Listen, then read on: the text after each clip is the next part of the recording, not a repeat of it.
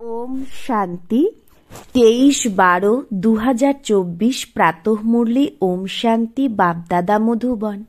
বাবা বলেছে, মিঠে বাচ্চে, তুমি বাবার কাছে এসেছো রিফ্রেশ হতে। আমরা বাবার কাছে কেন যাই?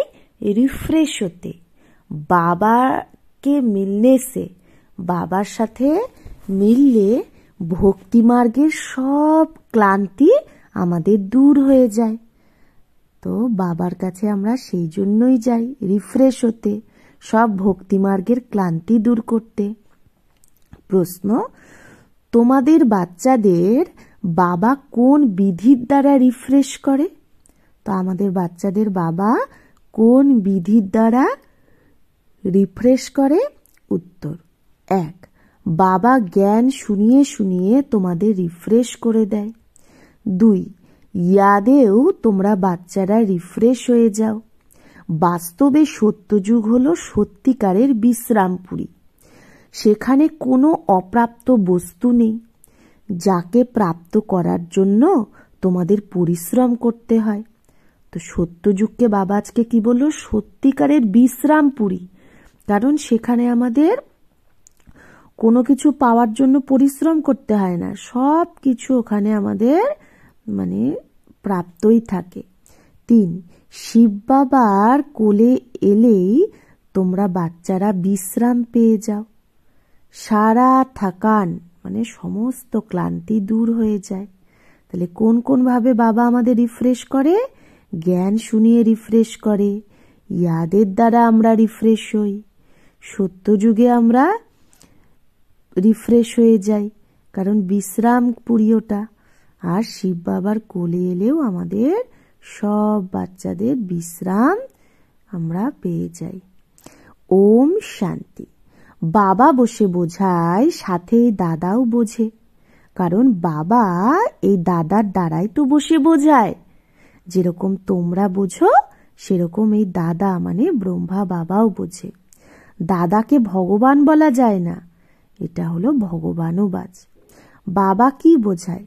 দেহি অভিমানী ভব, কারণ নিজেকে আত্মা ভাবা ছাড়া পরমপিতা পরমাত্মাকে ইয়াদ করতে পারবে না। এই সময় তো সব আত্মারা পতিত, পতিতকেই মানুষ বলা হয়, পাবনকে দেবতা বলা হয়। এটা খুব ভালো আর খুব সহজ বোঝার জন্য আর বোঝানোর জন্য। মানুষই ডাকে, হে পতিতকে পাবন বানানে वाला আও। দেবী দেবতারা এরকম কখনো বলবে না। পতিত পাবন বাবা পতিতদের ডাকার জন্যই আসে। আমরা যখন পতিত হয়ে যাই, আমরা যখন ডাকি, তখনই সেই পতিত পাবন বাবা আসে। আত্মাদের পাবন বানিয়ে আবার নতুন পাবন দুনিয়া স্থাপনও করে। আত্মাই তো বাবাকে ডাকে, শরীর তো ডাকে না।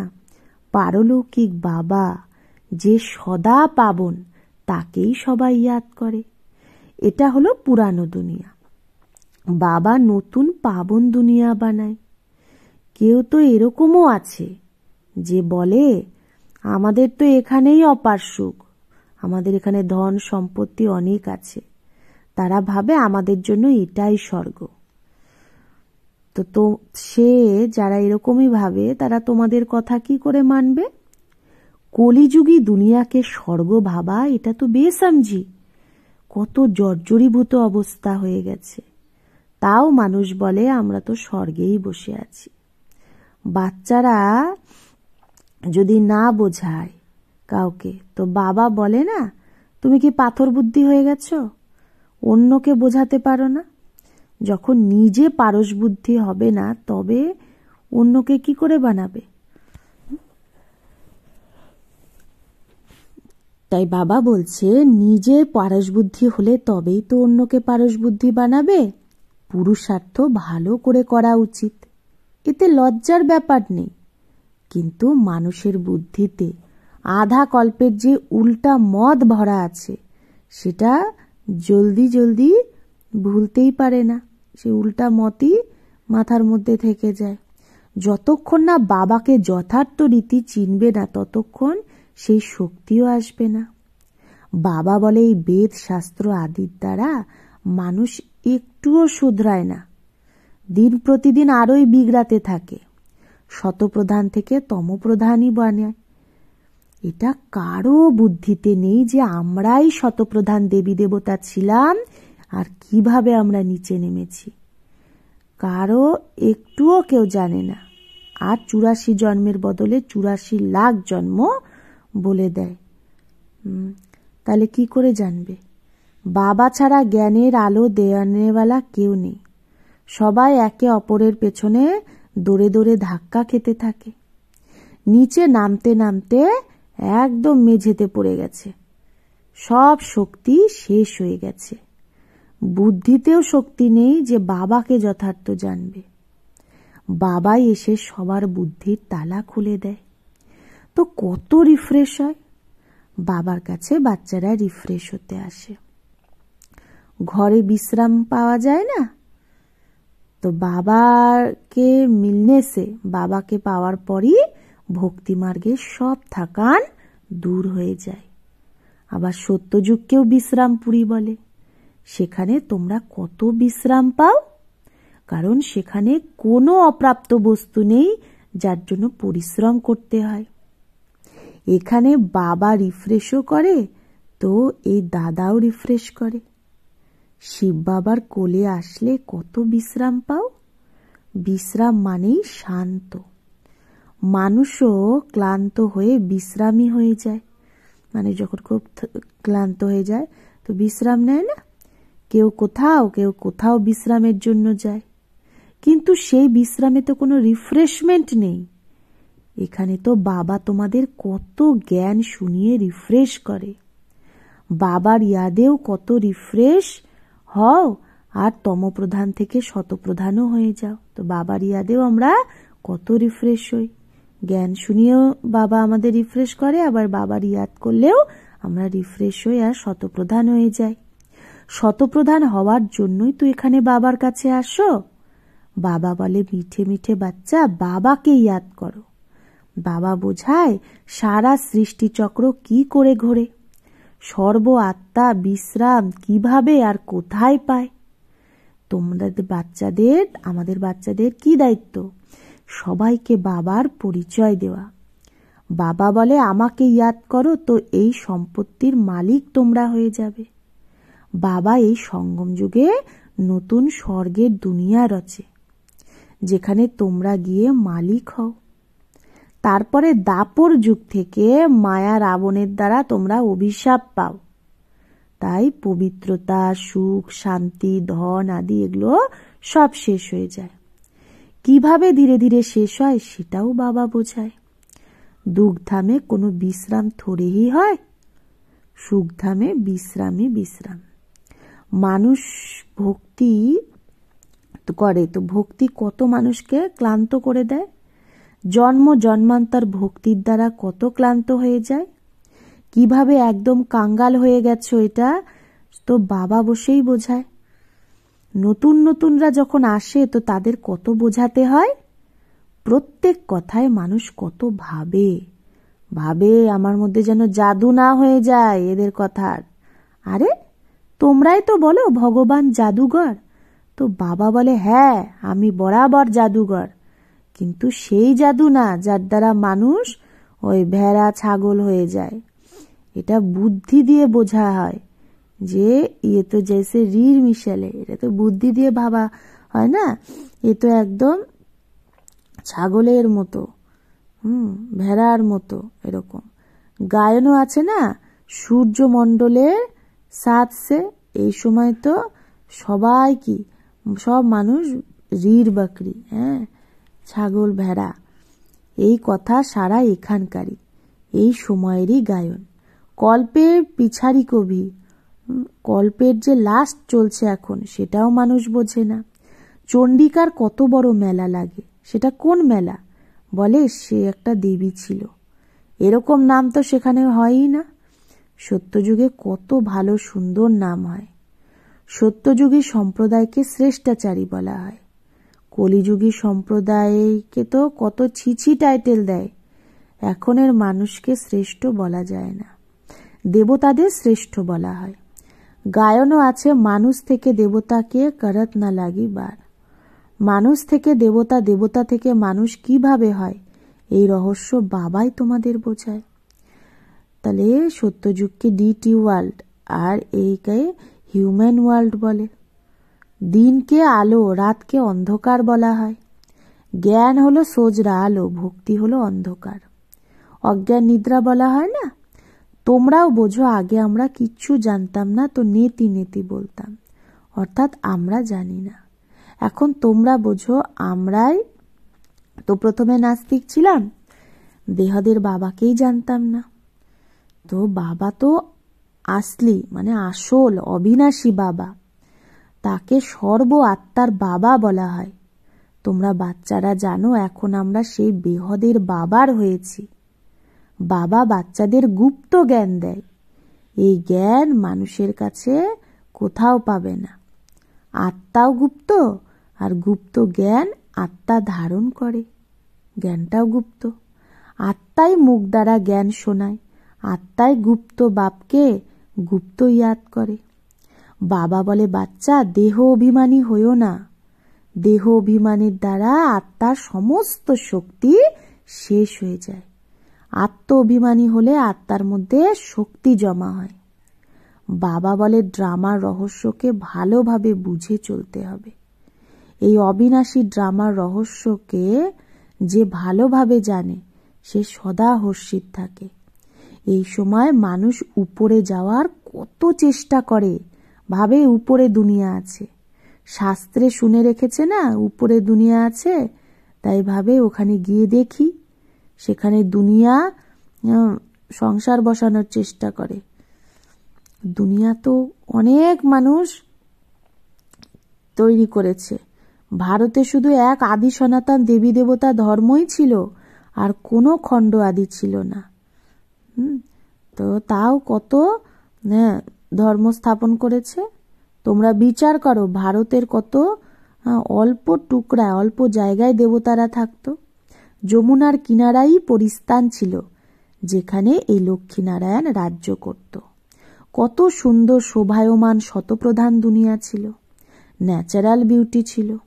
আত্মার মধ্যেই সারা চমৎকার থাকে। বাচ্চাদের দেখিয়েছে বাবা শ্রীকৃষ্ণের জন্ম কিভাবে হয়। সারা কামরায় যখন জন্ম হয়, সারা ঘরে যেরকম রোশনি আলো হয়ে যায়। তো বাবা বসে বাচ্চাদের বোঝায়, এখন তোমরা পরিস্থানে যাওয়ার জন্য পুরুষার্থ করছো। বাকি এরকম না, পুকুরে বা জলের মধ্যে ডুব লাগালে পরি হয়ে যায়। এগুলো সব ঝুটা মিথ্যা নাম রেখে দিয়েছে। লাখ লাখ বছর বলে দিয়েই একদম সবকিছু মানুষ ভুলে গেছে। এখন তোমরা অভুল হচ্ছ নাম্বারবার পুরুষার্থ অনুসারে। বিচার করা হয়, এত ছোট আত্মা কত বড় পার্ট শরীর দ্বারা বাজায়, আর শরীর থেকে আত্মা বেরিয়ে যায় তো শরীরের দেখো কি হাল হয়ে যায়। আত্মাই তো পার্ট বাজায় না, কত বড় এটা বিচার করার ব্যাপার। সারা দুনিয়ার একটার আত্মারা নিজের অ্যাক্ট অনুসারেই পার্ট বাজায়, একটুও 19-20 হয় না। হুবহু সারা অ্যাক্ট আবার রিপিট হচ্ছে, এতে সংশয় হতে পারে না। প্রত্যেকের বুদ্ধিতে ফার্ক পড় সকতা হে, প্রত্যেকের বুদ্ধিতেই ফার্ক পড়তে পারে, কারণ আত্মা তো মন বুদ্ধির সহিত না, তার জন্য প্রত্যেকের বুদ্ধি নাম্বারবার। বাচ্চারা জানে আমাদের যদি স্কলারশিপ নিতে হয় তাহলে আমাদের মনের মধ্যে কত খুশি হওয়া উচিত। এখানেও ভেতরে এলেই এম অবজেক্ট সামনে দেখো তো খুশি তো অবশ্যই হয় মধুবনে। এখন তোমরা জানো আমরা এই দেবী দেবতা হওয়ার জন্য এখানে পড়ছি।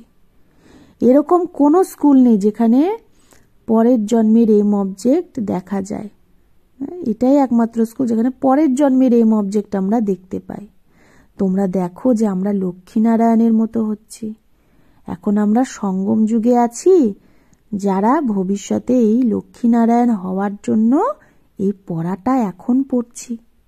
কত গুপ্ত পড়া এটা।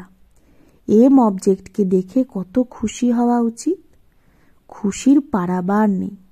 স্কুল বা পাঠশালা যদি হয় তো এইরকম, কত গুপ্ত কিন্তু জবরদস্ত পাঠশালা এটা।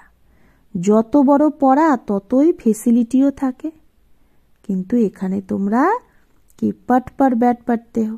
দুনিয়ায় যত বড় পড়া পড়ে ফেসিলিটিও তত থাকে, কিন্তু এখানে আমরা তো একদম নিচে জমিন মেঝেতে বসে পড়ি। আত্মাই তো পড়ে, সেটা চাহে তুমি নিচে বসে পড়ো চাহে সিংহাসনে বসে পড়ো, কিন্তু খুশিতে খগ্গিয়া মারতে রাখো, মানে বগল দাবাতে থাকো যে এই পড়া পাশ করার পরেই আমি গিয়ে লক্ষ্মীনারায়ণ হব। এখন তোমরা বাচ্চারা তোমাদেরকে বাবা এসে নিজের পরিচয় দেয় যে আমি এই ব্রহ্মার মধ্যে প্রবেশ করে তোমাদের পড়াই। বাবা দেবতাদের তো পড়াবে না, দেবতাদের এই জ্ঞান কোথায়? মানুষ তো কনফিউজড হয়ে যায়, क्या देवताओं में ज्ञान नहीं है? মানুষ ভাবে যে এটা কি বলছে, দেবতাদের মধ্যে জ্ঞান নেই? তো দেবতারাই তো এই জ্ঞানের দ্বারা দেবতা হয়। দেবতা হওয়ার পরে জ্ঞানের আর কি দরকার? লৌকিক পড়ার দ্বারা যখন ব্যারিস্টার হয়ে যায়, কামায় লেগে যায়, তখন কি আর ব্যারিস্টার পড়বে? ব্যারিস্টারি পড়বে? পড়বে না। তার আগেই পড়ে তো ব্যারিস্টার হচ্ছে, कामाई করছে। तो अच्छा, मीठे मीठे सिकिलधे बच्चों प्रति माता पिता बाप दादा का याद प्यार और गुड मॉर्निंग। रूहानी बाप की रूहानी बच्चों को नमस्ते। हम रूहानी बच्चों की रूहानी माता पिता बाप दादा को याद प्यार गुड मॉर्निंग और नमस्ते नमस्ते नमस्ते। शुक्रिया बाबा, आपको लाख लाख शुक्रिया। धारणार जन्य मुख्य सार एक, अविनाशी ड्रामार रहस्यके যথার্থ ভেবে হর্ষিত থাকতে হবে। এই ড্রামায় প্রত্যেক অ্যাক্টরের পার্ট নিজস্ব, যেটা হুবহু সবাই সেই আত্মারা বাজাচ্ছে। সব আত্মা নিজে নিজের পার্ট ফিক্স আছে, সেই পার্টই বাজাচ্ছে হুবহু। 2, এম অবজেক্টকে সামনে রেখে খুশিতে বগল দাবা করা, মানে খুশিতে বগল বাজানো উচিত, খগ্গিয়া মারনি হে। বুদ্ধিতে যেন থাকে আমরা এই পড়ার দ্বারা এইরকম লক্ষ্মীনারায়ণ হব। বরদান, ইয়াদ আর সেবার শক্তিশালী আধার দ্বারা তীব্র গতিতে যে আগে যায় সেই মায়াজিৎ ভব। তো ইয়াদ আর সেবার শক্তিশালী আধার দ্বারা তীব্র গতিতে যে আগে যায় সেই মায়াজিৎ ভব। ব্রাহ্মণ জীবনের আধার হলো ইয়াদ আর সেবা। এই দুটোর আধারে সদা শক্তিশালী যদি থাকো তাহলে তীব্র গতিতে আগে বাড়তে থাকবে। যদি সেবা খুব করো আর ইয়াদ কমজোর হয় তো, বা ইয়াদ খুব ভালো আর সেবা কমজোর হয়, তাও তীব্র গতি হতে পারবে না। ইয়াদ আর সেবা দুটোতেই তীব্র গতি চাই। ইয়াদ আর নিঃস্বার্থ সেবা সাথে সাথে যদি হয় তো মায়াজিৎ হওয়া খুব সহজ। প্রত্যেক কর্মের সমাপ্তির আগে সদা বিজয় দেখা যাবে, তাই না? যদি ইয়াদ আর নিঃস্বার্থ সেবা সাথে সাথে হয় তাহলে আমাদের প্রত্যেক কর্ম শেষের আগেই সদা বিজয় দেখতে পাবো। স্লোগান, এই সংসারকে অলৌকিক খেলা আর পরিস্থিতিকে অলৌকিক খেলনার সমান ভেবে চলো। তাহলে এই সংসারটাকে কি ভাবতে বললো বাবা? অলৌকিক খেলা আর পরিস্থিতিকে অলৌকিক খেলনা ভেবে চলো। তাহলে কি হবে? আমাদের এই নাটকটা খুব মজা লাগবে করতে। আচ্ছা, ওম শান্তি।